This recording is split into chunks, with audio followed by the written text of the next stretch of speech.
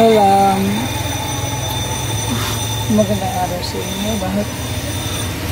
Ngayong araw ay meron tayong gagawin na ito, madumi na isang timbangan na 100 kilogram Fuji.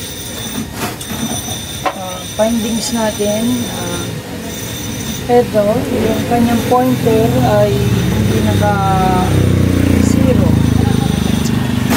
May problema. Ito ay baluktot. Ito raw kasi ay bumagsak mula sa truck ng mamimili ng palay yung may-ari nito. Kaya nakatagilid.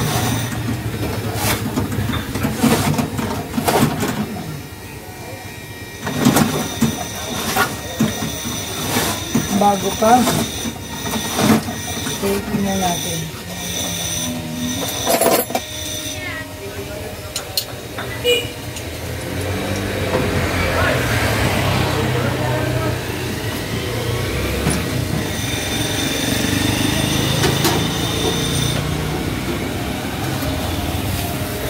Okay.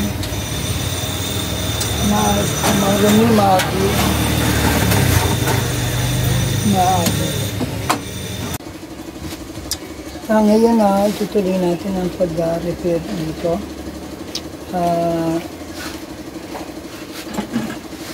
Bali, bubuksan natin.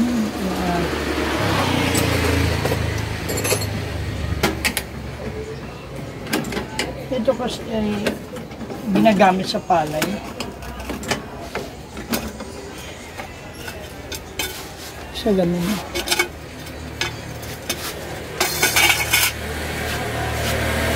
Bali, ito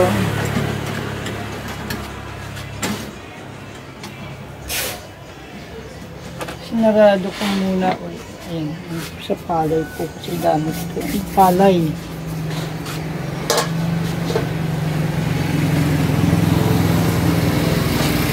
At nalinisan ko na rin kahapon, malinis na kahapon, pero ito yung mga nakadikit na lamang.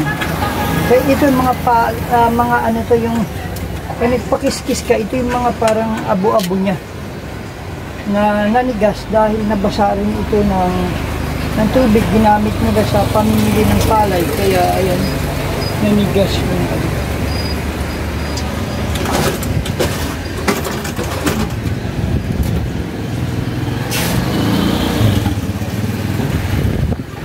bago lang ito, bali ako pa lang ang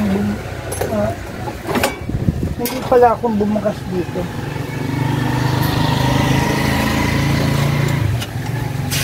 Ayan, nakadikit yung mga dumi.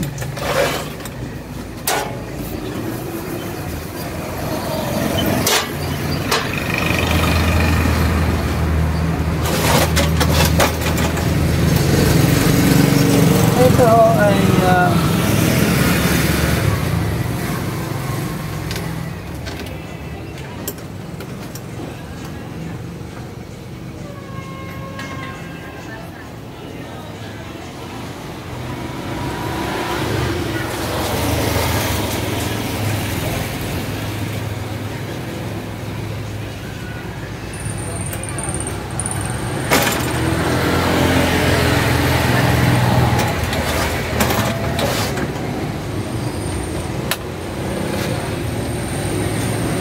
malambot yung magalaw yung ano niya, yung granate niya, yung granate malambot nagalaw din yung maluwag.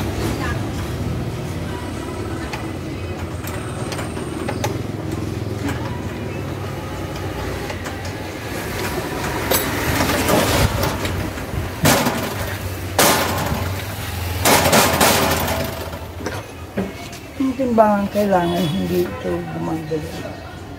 Dapat hindi siya umaalis dito. Hindi siya dapat umaalis. Ang napansin kong isang ano nito, ito ay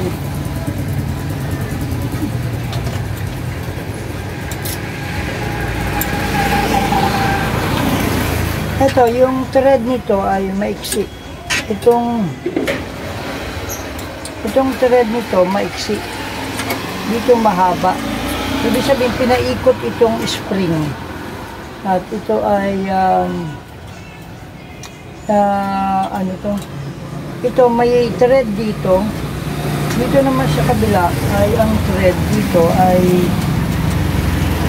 halos, kung wala ano lang, nakabaon. Kaya mahaba dito. Dito naman, may thread, kaya konti lang ang thread dito. Ibig sabihin, pinaikot ang isa dito. At pag binilang mo yung adjuster niya mula rito, pag binilang mo, dito, hindi pantay. Hindi magkapantay. Pati yung turo nito, dito nakaturo, doon sa kabila. Ibig sabihin, nagalaw na, napihit na, hindi na parehas. Yung kinalalagyan na itong adjuster niya,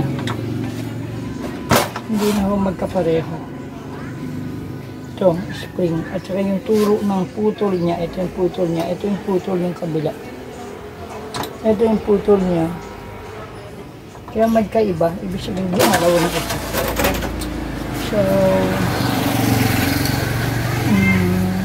nung tinimbangan ko ito,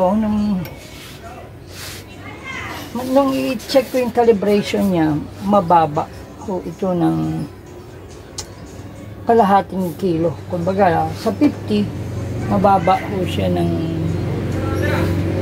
kalahating kilo. Kumbaga, yung pag nilagyan mo siya ng 50 kilo, siya ay naka 49.5 lang. Mababang tumimbang. So, yan ang i-report natin sa may-ari at i-calibrate natin siya. I-accurate natin para yung 50-50. Yung 70-70, yung 70 hindi 69, o yung 25 hindi 24.